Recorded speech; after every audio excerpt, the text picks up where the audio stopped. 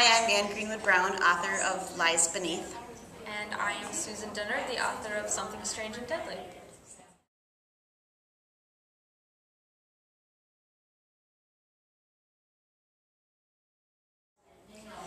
The idea for mine came from, I was writing an adult contemporary novel set on Lake Superior, and I had a reoccurring dream where the male ferry boat captain was diving into the lake. I had the dream over and over and over again.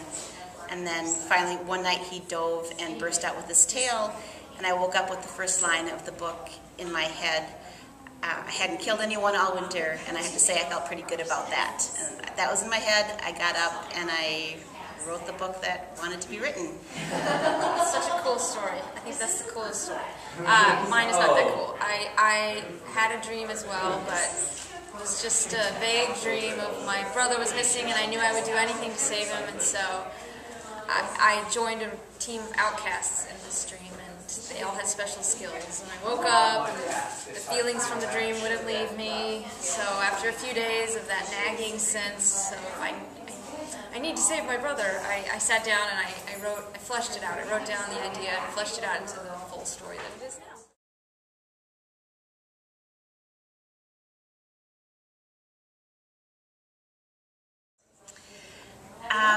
Not a ton. I did a lot of research on the names. All the characters' names are very significant. I did a lot of research on the geography and geology of Lake Superior. I did not do a lot of mermaid research, though, until after actually the book was written and was in the revising stage, and pulled a little bit from different cultures. The Chinese believe that mermaids smell like happiness, so I kind of flipped that and made my mermaids seeking happiness.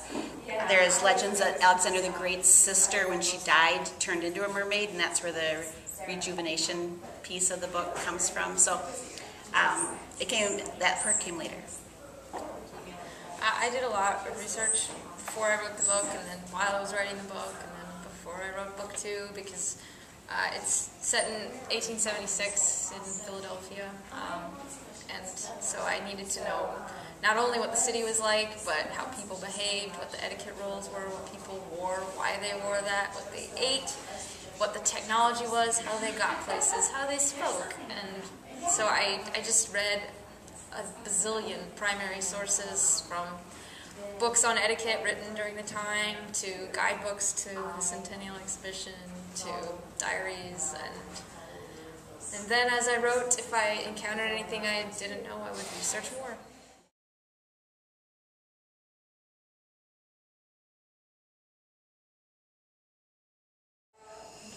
My gosh, yeah, that inspires me the most. Well, when it comes to writing, other writers inspire me the most. You know, I feel like if I get stuck, it's probably because it's been too long since I've been reading, and so I need to get out, pull a bunch of books off the shelf. Maybe some that I've already read, maybe something brand new, and that gets the creative juices going, or the inspiration to keep writing going. And I'm inspired a lot by characters I see in my real life. If I'm at a coffee shop and there's somebody with an interesting face or interesting way of moving, those kinds of people inspire me. I would say one of my biggest inspirations while I'm writing is music. My books, each scene, each word is very driven by music, what I'm listening to, and I tend to pick for each book or each section of a book one sort of song, and I listen to it over and over and over and over again until my husband wants to kill me, and I write. I have the ideas come that way, but also, like Anne, when I'm finding that I can't come up with anything, I like to turn to other stories, either other books or movies, and I find that really reminds me why I like storytelling and what I want to do with my own.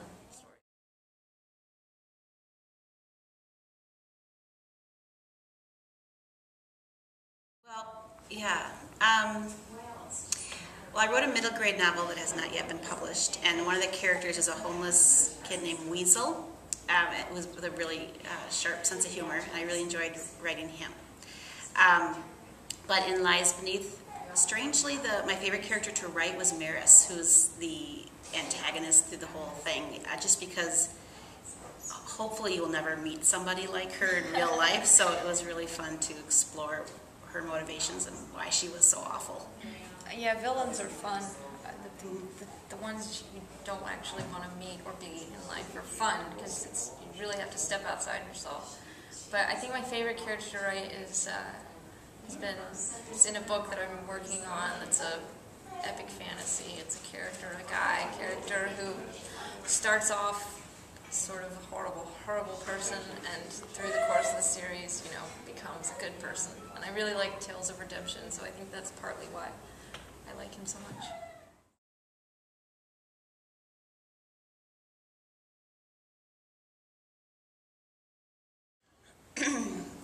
One.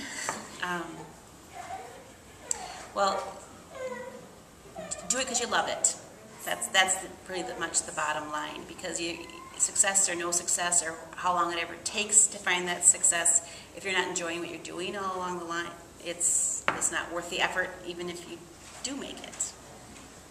Yeah, and my motto is dream big, work hard, and don't ever give up, because you have to set your sights high, and otherwise you'll set them too low, and then you'll never achieve what you could have achieved.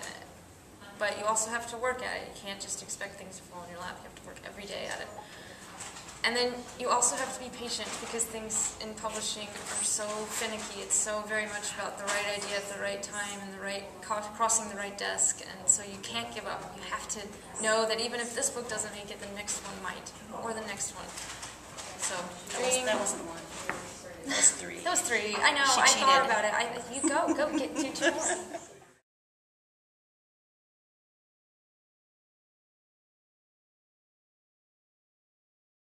These are hard. Okay, 3 to 5 things. I can butcher a chicken with a broom. Nice. I was a bone marrow donor for a cancer patient in Germany. Dude, these are good. Try and beat this. I can't. Okay, let me think. I got to know a third one.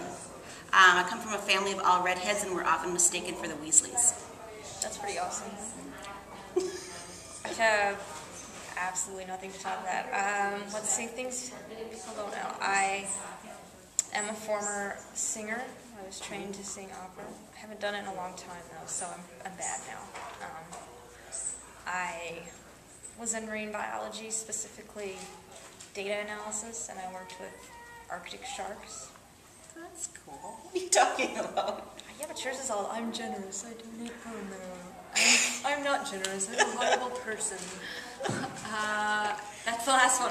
She just moved here from Germany. Yes, I just moved to the Grand Rapids area from Germany. It's a big secret, but now everyone, I guess, will know.